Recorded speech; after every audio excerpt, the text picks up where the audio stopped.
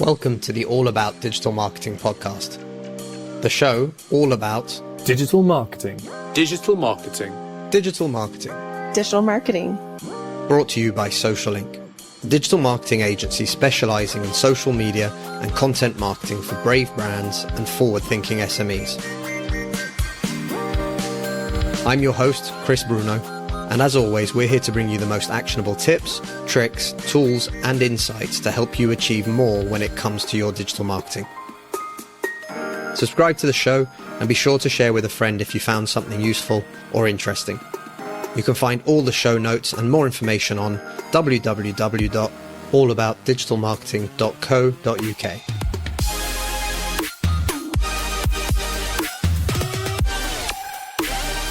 Travis, hi. Thank you for joining me. Great to be here. It's been a while. It has. I remember actually, I think it was about 3 years ago, I started recording some interviews with an idea to create a podcast. And I think we actually recorded one. I remember your comment being, dude, sort out your audio. So I'm happy to say I've got a new microphone now. Well, I'm glad my peer pressure worked. Travis, for those who don't know you, can you tell them a little bit about yourself and more importantly about Contest Domination and Campaign Refinery? Sure. So, I've been a sort of a recovering entrepreneur forever. Like most people, started real early. Started my first business at the end of high school that ended up paying for a good chunk of my college. Took some time off from entrepreneurship during school, got a job right out of school, realized I hated the cubicle life. That only lasted about 9 months. Went back to work for myself, doing some advertising and affiliate marketing stuff for some best-selling authors and speakers, and then ultimately ended up launching my own software company, which has developed into the two products that you mentioned, which is Contest Domination, which is a viral list building tool using contests to build an email list as quickly as possible, which was born out of my own need to build a list as quickly as possible.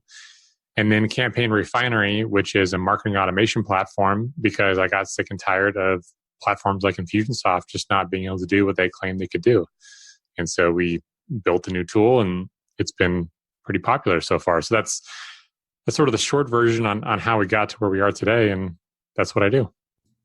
Okay, so for any of the businesses that are listening to this, or small businesses, entrepreneurs, when we talk about campaign automation, we'll start off on this side of the businesses, but when we talk about campaign automation, what are the sort of things that you wanted to see in other products that you couldn't see, and the things that you've then built?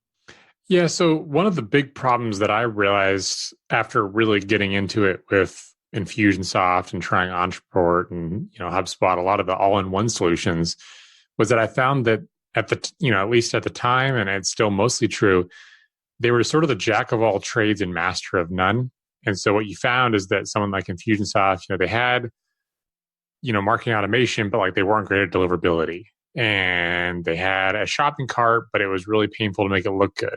It didn't do upsells very well. Didn't do membership sites very well. And so what I wanted to do is I wanted to extract the automation and deliverability component and focus on building that as best as it could possibly be, and then integrate with the best-in-class shopping carts and the best-in-class membership tools, because every business has slightly different needs, right? An info product company might be really heavy towards a certain kind of shopping cart, like maybe a Thrive cart, Pay Kickstart, Sam cart, that kind of thing. Whereas e-commerce, that's pretty much Shopify or bust, right? And those needs are very different, but their automation deliverability needs are very similar. But their shopping cart needs were different, their membership needs were different. And this allowed people to mix and match the best components on the marketplace for roughly the same price or even less and get, class leading results. And so that's really what I wanted to focus on, was the automation and deliverability of email side of things. Okay, so let's imagine a small business out there. So obviously, I'm in the UK. So somebody's here, they're based in London, they're just setting up. So they're in the process, they're trying to set up their newsletter list, they're trying to get more subscribers in. What are some of the sort of simple automations and simple ways that you see or that you feel are opportunities for people to re-engage with an audience and to be able to use these kind of automations to try and help their business? One thing I think a lot of businesses struggle with is the ability to run multiple campaigns a year that makes the money from email. Maybe you get an idea for a launch or a specific product idea, and you do that, and then it's like, okay, you either have to beat the list with the same offer over and over and over, or you got to find new offers. And one way I think that small businesses especially can really benefit to find new ways of promoting a same offer to a list and trying to get different portions of the list to engage. Because when you look at a launch even, right, let's say I email my entire prospect list. Only percentage of them are going to open and only percentage of those are going to click. And it's a fairly small percentage in the grand scheme of things. The money isn't, necessarily how to get 2% more clicks. It's how to figure out how to engage that other 90% of the list that didn't engage in the first place, right? That's where the lower hanging fruit is.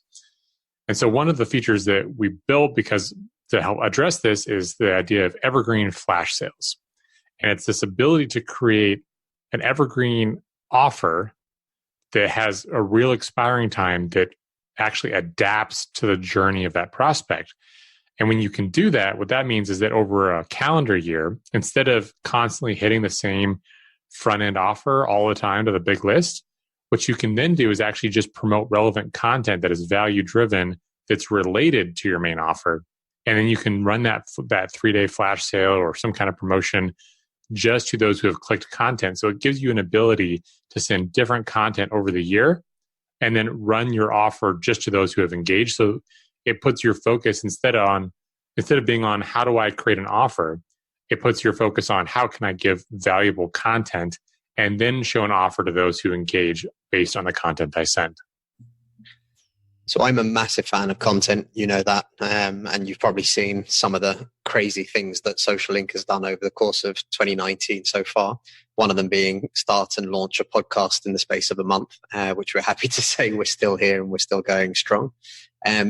What for you would be the biggest opportunity in terms of for a small business when it comes to that content? Because like you mentioned, for me, I believe that the value that you give, the content, the quality of the content that you deliver is 10x more important than the offer itself. I think that's what really gets people to engage. It's what creates that relationship. It's what helps to nurture that relationship. It's what builds the trust to take somebody from just being a prospect to becoming a customer.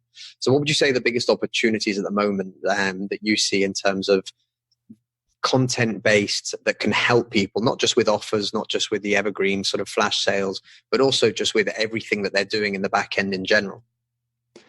When you look at content, creating content is simultaneously both a commodity and difficult. It's a commodity because so many people are doing it, but it's difficult because it's really hard to get yourself to stick to a schedule. So I think one of the biggest opportunities is actually not necessarily creating a ridiculous amount of content yourself. Of course, you want some first-party content. But I think one of the biggest opportunities is to basically steward your audience towards high-value content. Which means it doesn't have to be your blog post. It doesn't have to be your video. You need to just help steer them towards high-quality stuff because that will actually infers authority to you as a trusted resource. And if you can correctly tag the audience based on when they're clicking, you can get a lot of the upside as if you wrote the content yourself by segmenting your audience, providing that value over time, and not having to be original first-party content all the time. I think just pointing people in the right direction actually has a lot of intrinsic value of the content in the first place. It's just getting them to the value and letting them see it, and then segmenting your audience so that you can then leverage that for offers down the road, even if you didn't create the original content. Okay, so that's interesting. So for people out there that are listening that potentially aren't quite as familiar with the terms that you're using now, when we talk about segmenting audiences, when we talk about this, the very, very basic version of this is obviously something like MailChimp being able to tell you where somebody signed up or on what page they signed up maybe, or even tags that you can create yourself on the back end. Travis, when it comes to Campaign Refinery, this is a big part of the automation. It's how you manage to auto tag these people and take them through a journey based on those tags, based on how they came into that particular list, for example. Can you explain a little bit about how that system works? Yeah. So, one of the components that we liked about a lot of the platforms, or a number of the platforms, not, I shouldn't say a lot, because a lot of systems are list based, right? So, sort of the old school concept was you had a list. Maybe it was, hey, this is my prospect list and this is my customer list. That's the most rudimentary form of segmentation. The more advanced systems use tags, as you mentioned. And so we are a tag based system, which allows you to create tags that you can then do search results, so that instead of a couple really broad stroke segments, you can niche it out even more, or you can keep it broad. But the whole point is that you have one list of contacts, and a contact can have multiple tags. A segment is an audience that matches the search result for having a particular set of tags.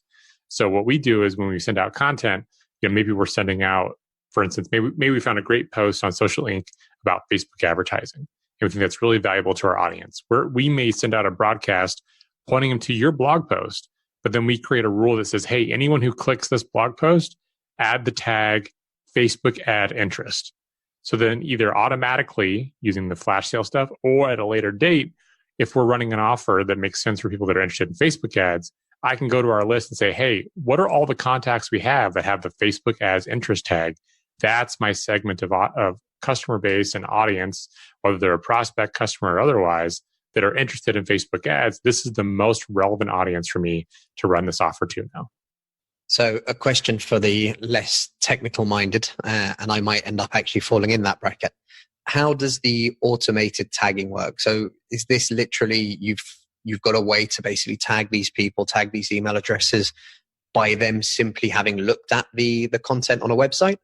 So currently we don't have the on-site script part for visit, but we can automatically tag when they click a link in our email, which is pretty straightforward. And that can actually automatically fire an action, or it can just simply be for segmentation purposes. So let's say I even have a blog post with multiple links, right? One link goes to your Facebook ad post, and maybe another link goes to someone else's blog post about YouTube ads.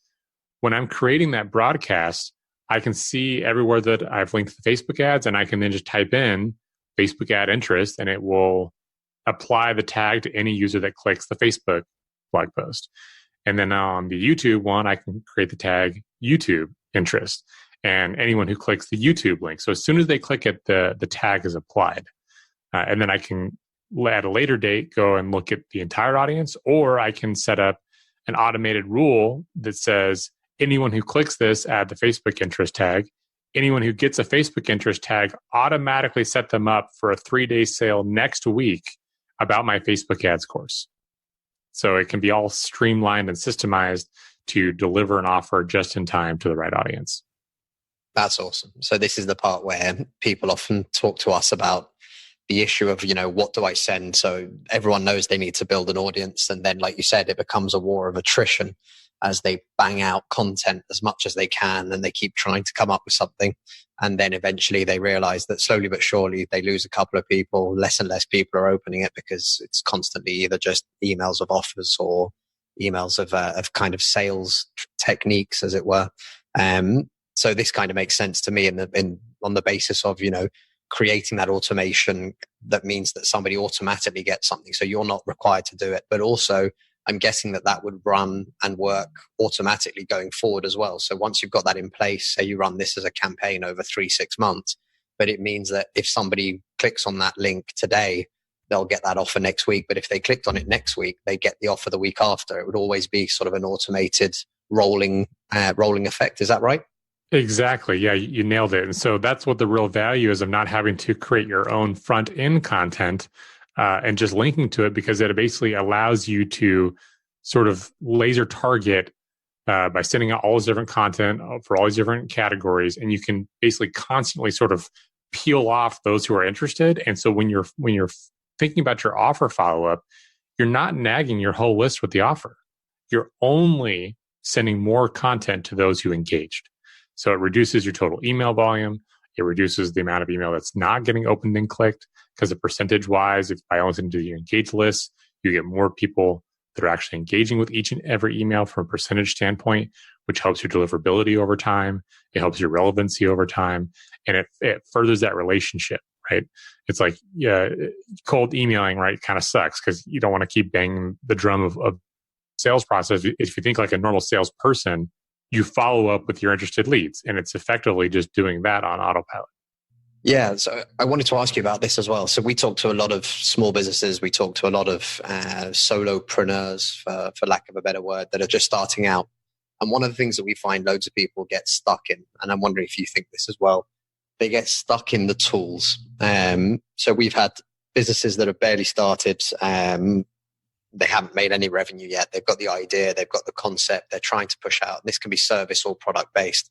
And they're straight into something like the HubSpots or the Infusionsoft, trying to set up these magical, fantastic, they'll run themselves kind of systems that are going to make them millions of pounds. And what we actually end up seeing is invariably these things can be overly complicated and also very, very time consuming. I know a couple of people that literally make a lot of money every year by purely setting up the flows, let's say, for things like HubSpot or Infusionsoft.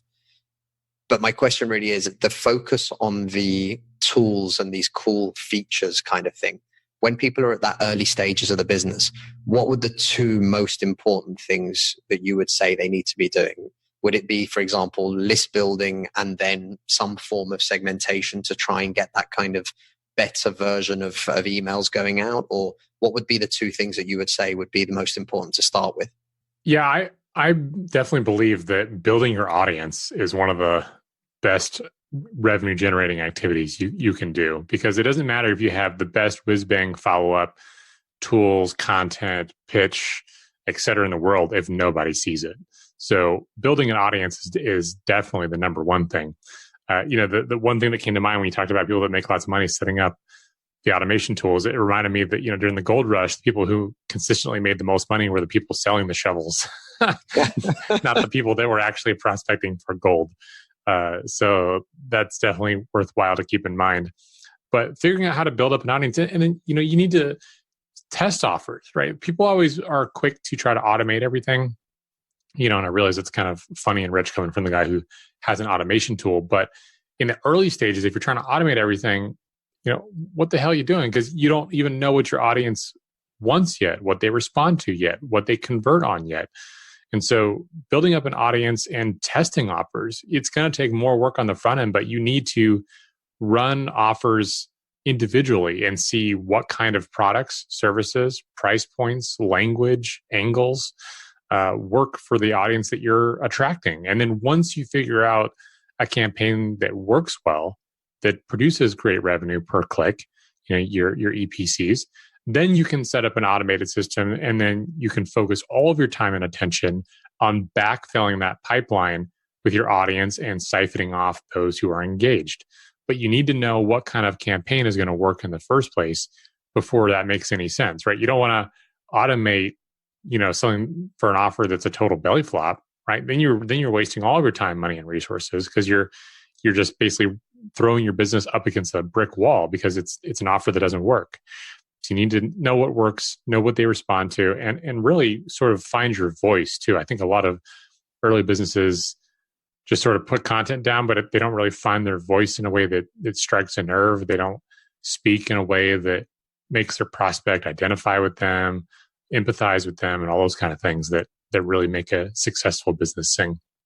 So you and I have had many a conversation over the last 6 years. And invariably, one of the things that frustrates me the most is pretty much exactly what you said. People go out there, they've got it all set up in their heads. They know exactly what they want to do. And they completely forget that all the tools available to everybody today for free, things like Facebook, Twitter, LinkedIn, whatever it might be, gives you a huge opportunity for a two-way conversation. And that two-way conversation gives you a feedback loop that is unprecedented. It's super fast. It's super honest. Yes, it can be a little bit brutal, but there's no reason not to use that to be able to figure out exactly what you just said there. Going out and doing all this work, and people create their brochures and their this, and they make their website perfect, and they do all of these things that takes months, resources, time, money, everything that they've got basically. And then, like you mentioned, a belly flop, it doesn't work because actually it's not what the audience is looking for. It's not what people are thinking about. It's not what people are actually looking for in any way, shape or form. And it's a huge disaster for them, because what ends up happening, or at least what I've seen, I'm not sure if you agree, basically people go, well, I tried that and it didn't work. I tried having a website and, I never got a single contact request through my website. I tried blogging. I wrote 3 articles. No one ever commented or shared it or anything else. And like you mentioned, people forget that there's a whole trial and error. There's the feedback loop, which again, go out there and ask your audience, ask the people that are connected, ask the couple of first clients, find out what you're doing well, find out what you're not doing well, find out what they like, find out what they don't like. And the final one that kills me is, social media being used as a bullhorn rather than remembering, the clues in the title. It's meant to be social. So why wouldn't you ask questions? Why wouldn't you see what the audience thinks? Why wouldn't you ask them for their input? Because ultimately everything you're doing is for them, not for you. Yeah, the beautiful and brutal thing at the same time is that the marketplace will always humble you. If you think about, like, at least for me personally, anytime we've created an ad campaign or whatever, like whatever I think is going to work is never the one that actually works. It's no matter how many years I've been in the business, no matter how many campaigns I've done, the market will always surprise you in, which one the data tells you is the winner. And it's also a great, way of how we do product development. A lot of times, with rare occasions, sometimes you got to build the thing before people know what they want. But 9% of the time, the audience needs to tell you what they want.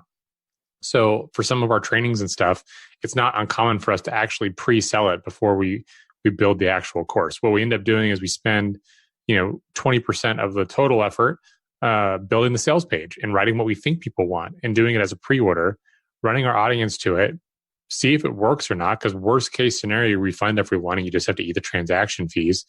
And best case scenario, you get a bunch of money that people raising their hand and saying, yep, this is exactly what I want. Or, hey, this is what I want, but does it, if you get a bunch of people saying, does it cover X and you didn't think of X, well, there's your new module.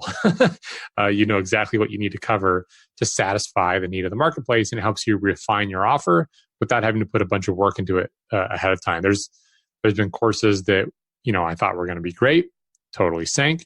Courses I thought would be mediocre and total, ended up being total home runs. And the marketplace will always tell you. And so you have to respect that and be willing to iterate and understand that you don't have all the answers. In fact, you don't even probably have many of the answers, let alone all of them.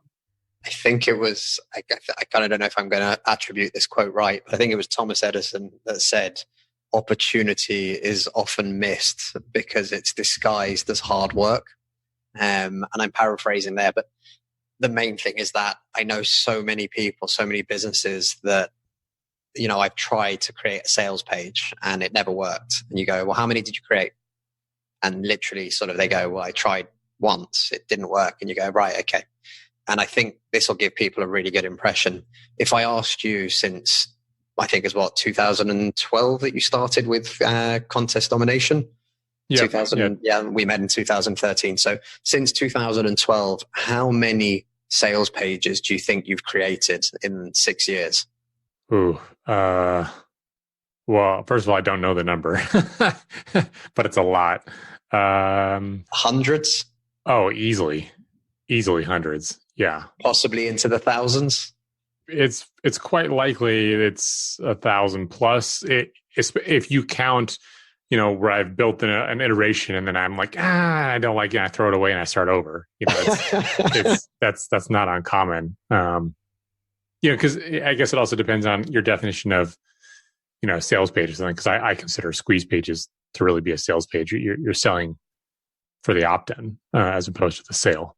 We've done so many opt-in pages and webinar landing pages and actual sales pages and upsell pages and downsell pages, and it's pretty ridiculous. But if you think about it, right? So like my first sales page for contest domination, I had to hire someone else to build it, and it was frustrating and it was expensive. And over time, the tools have gotten better, my skills have gotten better, and now I even if it's not necessarily the best use of my time, like it's me 100% that covers every pixel on a sales page that you see. And, it's done millions of dollars in sales on those pages now. And I'm not saying that to brag. It's just like you can go from no skill to no one's really ever truly mastered because it's always a moving target, but you can go from no skill to strong confidence and competence in being able to create sales pages that work. But it takes practice. It always kind of cracks me up when people are just getting going and they're like, oh, I want to get a VA to do this, and I did, someone else to do that, and someone else to do that. And it's like, well, how are you going to know even what to ask them to do if you don't understand fundamentally what it is you're trying to accomplish, and you haven't been in the trenches to take the bruises and take a few L's in the learning process so that you can focus their time and their effort and their expertise in the right way and get everyone rowing in the same direction. Just kind of cracks me up. Yeah, I think that's a huge thing. The VA, I'm a big fan of VAs once you know exactly what it is that you're asking somebody to do, and once you know what it is that you can do that makes it work. And I think what a lot of people mistakenly do is they go out and they start farming out everything. Again, as the guy who sells farming out services like web design, like social media management, etc., it's probably a bit cheeky to be saying that, but I think what's a good sort of way of looking at it is the guys that are in my core team are better than me at every one of their tasks, but there isn't anything that they do that I can't do. And I think that's something that's super important for people, especially when they're starting. It's really easy to start pumping stuff out left, right, and center. And the quality of freelancers, as we both know, and we've both experienced over the years, freelancers, developers, graphic designers, writers, blog writers, doesn't matter what you're looking for, but the quality varies astronomically. So it can happen very quickly that, you try a VA, it doesn't really work out. You didn't really know exactly what you were looking for. It wasn't really broken down in that way well enough or detailed enough to give them a brief of what you were expecting to come back from it. And therefore, as a result, it's a failure. So further down the line, it goes into the pile of that doesn't work. VAs don't work. I'm proud to say, 2017, we started working with a VA. Today, she is our head of social media, Anna Simmons. And she's absolutely fantastic. I met her by happenstance through this Time Etc. Platform here in the UK.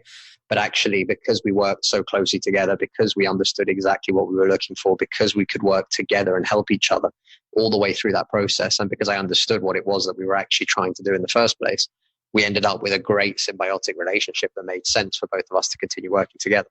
But I think the VA conversation goes down the same sort of path, which is people aren't willing to keep trying.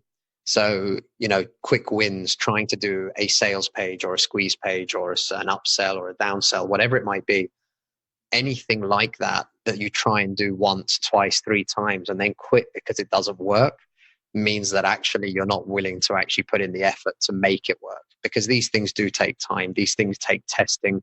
These things, everyone's heard of A/B testing. And I can remember actually meeting with a startup that just got their second round of funding in the UK. This was back in 2016. They called me in for a consultation. I was paid. It was great. I'm happy to talk to people for money. And literally we were having the conversation. They were like that, right? Well, we're not getting enough signups. Okay. So I said, well, the first thing is, can you show me some of the data and show me what's going on? So we had a look. And then I just said a really simple question. I said, okay, so A/B testing, what's going on, like in terms of the sales pages, the squeeze pages, the sign up pages, the app download pages? And they said, look, everyone knows about A/B testing. We didn't bring a consultant in to talk to us about A/B testing. And I said, okay, great. So what have you A/B tested? And the whole room went deathly quiet. It's funny how that works. Yeah, but it's moments like that you realize people aren't actually willing to put in the effort, and they might have heard of something, but they're not actually willing to give it a try and to try and actually take it forward. So I think that's quite interesting for a lot of people, and I think it's for all aspects of what we call digital marketing. Somebody that did a video once and it didn't go viral, therefore they stopped making video content. It's crazy to see that, and I don't know how to get more people through it, but we keep trying anyway. I had one more thing I wanted to touch on, because I do believe in VAs and I do believe in hiring good talent, because I could not have been able to do what we've done without hiring great people. But one of the last roles that I think that founders and business owners should give up, they should eventually give it up, but the last one to give up, in my eyes, is actually support. And I say that even as monotonous as it can feel, because support is your immediate feedback loop, right? It's people that are having issues, have questions, pre-sale questions, all the things that you need to be thinking about and either answering or solving at a different stage of your marketing cycle. And so, being in there, being in the trenches and understanding the exact pain points, the feedback and problems is huge. And, a lot of people are like, I don't want to do support. And I get it. Trust me, I get it. Support can really suck. But you need to be in there to get that immediate feedback loop. And that is so insanely valuable. It's like a lot of people, if they're unhappy, they just bounce, right? They just leave. You never hear about it. And so you can have broken components in areas that you never knew about. Or if you have someone else handling support, they may be trying to ease the customer pain, refunds, coupons, bonuses, whatever, without addressing the core problem, right? They're treating symptoms, not the problem. And that's a huge feedback point that I think all founders, early people in a business should be paying attention to and getting their own eyes on is definitely support, and then be one of the last things they actually give up and hand over. Yeah, I agree completely. And it's, again, this idea that it's a feedback loop that's so rapid. Like you mentioned there, people pre-sale conversations, that's going to give you a superb indication of what potentially needs to go into a new version of your sales page or your squeeze page. People asking particular questions, you start to see those questions come up more often or multiple times. You know that that's an important point to address in support, like you mentioned, for broken components, but even for actually how your team's doing, how your company's doing, how your product is. We had this conversation with somebody the other day, and we said, it was actually about social media marketing, but we were talking about social proof. And we said, okay, so do you have any kind of content at all that your clients have given you about yourself? And they said, no. Well, what do you mean? I was like, well, do you ever ask your clients, how are we doing? Are we doing a good job? Like, can you give me a review? Can you give me some honest feedback? How did you find X? How did you find Y? Was the process good? Was the process bad? Are you happy with who's dealing with your account? Whatever it might be. And funnily enough, actually, I'd say 90% of businesses almost ignore that until it becomes a pain point, i.e. customers shouting at them on the phone. Yep. Yeah. And you'll find ways to reduce those pain points over time too. Like, we were able to reduce our support ticket load by over 90% by systematically just saying, what is the most frequent questions in the sales process? What are the most frequent problems in the app? Where people getting stuck? Where do they have questions? What are our most common pre-sale questions? And by weaving content into the front end marketing, right into the sales page, into the webinar content, et cetera, we could alleviate those pre-sale questions before they even had it. Because if one person asks you, there's probably 100 people that have the same question. And on the product and delivery side of things, if people are getting stuck somewhere, we just created a bunch of little, 2 to 5 minute long tutorial videos and stuck them at the exact location that people were getting stuck. And it was just like turning off the faucets of flow into the problem bucket. and so even though we've had over 20,000 people use our contest software as an example, our support load is actually extremely manageable. It's very small. It's not even a part-time person that has to handle all of that. It's just an added role that gets passed around the team because we're ruthlessly systematic about addressing those questions as they came in, stack ranking them and dealing with, until we just got down to almost completely zero. Yep. I agree completely. And again, use those feedback loops. Anyone who's listening, ask people what they think. Don't be scared to ask your clients. Nobody's going to hate you for it or give you a bad reference or a bad testimonial just because you asked. And even if they do, take that as being the biggest thing that you can actually change within your business and give you some insight as to what's actually happening. Okay, cool. Right. So I talk a lot about the opportunities, or I like to ask a lot about the opportunities of what we see as being potential for people out there, especially the small to mid-sized businesses. From your point of view, so we've talked about the automation, we've talked about contests as a way to list build. What do you think of social media for small to mid-sized businesses right now? What's your opinion? It's a great place to get that feedback loop, as you mentioned earlier. I think it's kind of a poor place to really firmly build your audience, though. It's a helpful component, but the struggle is that you're working on rented property. So, building up a Facebook audience, a Twitter following, an Instagram audience, they're all helpful and meaningful. But as we've seen over and over and over again, anytime that you completely rely on your audience being on a third-party platform like Facebook, the rules can change without notice and drastically change, the lead flow, the engagement rates, however, whatever metric you get that's working for you. It's easy for that to shift on you quickly. So I don't think you should rely on it as your only place to build your audience. Obviously, you can probably tell my opinion on where to do just based on the tools that I built in our history. But we've found consistently that an email address or something that you actually own with your relationship with your audience is huge. But social media is a big contributing factor on how to build that, how to build awareness, perception, customer support. All those things are fantastic at the social level. I would just caution people to totally rely on it, right? Because we saw it with search engine optimization, right? Everyone's like, "Oh, Google screwed up my where I rank, and now my business is dead." And they look for their next free traffic source. And in the early days of Facebook fan pages, engagement and reach was great. And then Facebook realized, hey, we promoted this too much. We need to dial that back down because our audience doesn't actually like that. So people that had a big following on their fan page suddenly saw their engagement rates dip way, way, way down. That's continued to occur. So they're important aspects, but I would just highly caution people to make that their only communication channel. Awesome. In terms of that, I think, again, what's interesting is the idea of list building being owned property. In fact, we were talking about property before, but owned property as opposed to rented property. So we believe, honestly, that social media gives small to mid-sized businesses a huge opportunity to get stuff out there, and in a way that's cost effective. Obviously, that you can tell by what we do for a living. But at the same time, it's all about driving that process. It's a channel to get people to your website, to your offers, to your sign-up pages, to whatever it might be. And it's something that, again, I'm still shocked when I talk to businesses that are, substantial sizes, but yet don't, for example, even still have a newsletter sign up, or don't really push that idea of kind of engaging and creating that audience that they own.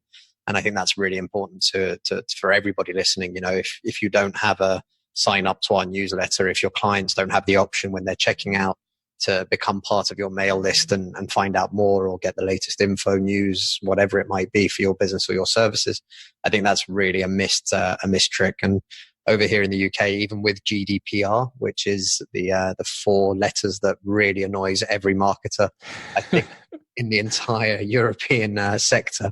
But it's not just Europe, brother, because it applies to anyone that might have a European audience, even when they're not in Europe. So yeah, you guys are stuffed too. Yeah, it's not great. But to be fair, though, again, it is annoying. It has meant that things are more difficult, but so many platforms now have that included as do you need this? Does this need to be GDPR compliant? You tick a box, and yes, it's a pain. Yes, they need to confirm. Yes, they need to tick that box or whatever it might be. You can't just auto scrape their emails from whatever it was that they were doing on your website. But it still doesn't mean you can't build a list. And I think that's the important thing to take away. And again, not forgetting that it's not because you tried one thing once that doesn't actually work. So the same way as you were talking about earlier, segmenting that audience based on the content that they're interested in and stuff like that. But again, Facebook allows you to retarget ads to people that have seen specific content that's on your website or whatever it might be, thanks to Pixel. And again, I think that's really important as a way to actually develop your advertising a little bit more than just carpet bombing 5 million or 20 million people in the UK, for example. And that's something that, again, put some time and effort in and actually do the work. Yeah, totally agree. Every channel has its place, but your website that sits on your own hosting with your own domain and your email list are essentially the only 2 assets that you actually own. And so finding other channels and avenues to get people back to those is really key. And, you mentioned big businesses that don't focus on email. And it again comes back to the, we tried it and it doesn't work. It's sign up for our newsletter is great and all, but it's not the 90s anymore. And that's not enough usually. Usually you need a lead magnet, an incentive, a coupon, something, some reason as to why people should give you their information. No one gets excited about the idea of getting more email unless there's a clear and obvious benefit. Yep, I agree. Okay, cool. I think we've probably gone through enough about automation, email lists, and social media. Trying Travis, you've done 2 companies now, 2 startups. You own these companies yourself, and you've worked redonkulously hard for the last 6 years since I've known you. What's the one biggest piece of advice? It can be about digital marketing, but it doesn't need to be, for anyone out there that's starting, regardless of what they're starting, whether it's a platform, a system, or if they're just creating a small business to start selling products or services. What's the biggest piece of advice? This may seem a little weird, but I think the biggest thing that people need to realize is that you actually have more of a support system in place usually than you think. I think that being an entrepreneur can feel like a pretty lonely and difficult path, because at times it kind of is that way. But when you are able to take a step back and you realize the people that are in your life and who you've decided to keep in your life, that you probably have a lot more support in your corner than is, it's not necessarily always clearly written on the wall. Especially with Campaign Refinery, this is far and away the most ambitious thing that I've ever tried to build. And I've had some difficult stretches in businesses in the past, but it's wildly complex, insanely expensive. My hosting bill is more than my mortgage payment, and I live in an expensive area of the world to live. And it's feels like, did I bite off too much? Am I doing too much? But then when you really are able to talk to the people that are in your close circle about, just, hey, I may be crushing in this area, but I'm really struggling this other, you may find that there's a lot more support in terms of resources, connections, maybe friends and family loans, maybe that's sage advice on someone who's been through something before. There's a lot more opportunity and support for you than maybe you would feel out of the gate. So, keep fighting the good fight. Don't give up too easily, and don't be afraid to ask for help. And I think you might be surprised at the amount of support that you get. And also understand that if someone isn't supportive of you, it may not mean that they don't care about you. It may mean that they don't understand it. Don't burn bridges over. But I think you have a lot more, most entrepreneurs have a lot more people willing to back them in their corner than they might realize, when it feels kind of lonely when you're working those long hours and working the weekends and missing events sometimes that you would otherwise care to go to. It's worthwhile to know that you have more people fighting for you than you think. Yeah, I think that's a huge piece of advice. And I think there's a slight air of glamorization of the entrepreneur lifestyle that's happened over the last sort of few years. And the likes of Gary Vee, I like some of the stuff he says. I don't like some of the other stuff, working 24 hours a day, 9 days a week, or whatever it is that he recommends for everybody to do. But I do think that there is an element of, be careful not to burn yourself out, but also don't be afraid to turn around and help and ask for help. And again, you'd be surprised where it'll come from. I've had people connect with me and reach out to me through LinkedIn on the career advice section of LinkedIn to ask for help with what they're doing. I've spoken to people that are placed in bigger companies, much bigger companies than my own, and they've had conversations. And I even keep in touch with a couple of competitors, in inverted commas, who also actually are in the same boat. And we have conversations every now and again. And, Travis, even you and I occasionally get a chance to catch up and sort of go through things. So I think that's really important. And don't be afraid to look for other people that are in the same boat as you and ask for help. Nothing wrong with that. And again, we're always here as well to have a conversation, or we'd be happy to have a conversation as well. Travis, where can everybody find you? They can find me on the usual social media channels: Twitter, Facebook, Instagram, at Travis Ketchum. Happy to engage with anyone, answer any questions on any of those. And then, of course, if they just want to email me, they can just email travis@campaignrefinery.com. I really try to be diligent about getting through my inbox. So if you email me, you will get a response, assuming it's not like, telling me to go jump off a cliff or something. But assuming it's constructive, I'm always happy to reply and give us some thoughtful answers to as many people as possible. Quick tip for anyone just before they run out and email travis@campaignrefinery.com. The really important thing to do is actually structure an email and put some context in it. and make it clear what you're actually asking for help with, or what are you actually asking for. You'd be amazed how many people ping out an email and it has no real context and didn't really ask any questions. And then people are surprised they didn't get a response. So just have a think about that. Travis, thank you so much for agreeing to jump on today. Really appreciate it, and looking forward to see what you do next. Thanks, man. It's been a pleasure. Hope you enjoyed the episode. Remember to subscribe and leave us a review to let us know what you think. You can find all the show notes on www.allaboutdigitalmarketing.co.uk. If you're looking for more help with your digital marketing, I'm excited to tell you that the team at Social Link has launched a brand new education platform focused on helping all brands and businesses with their social media marketing. If you'd like to find out more, simply visit www.postlikeshare.com. You'll find all our latest training, courses, coaching, and resources available to you. Simply sign up today. Till next time, thanks everybody.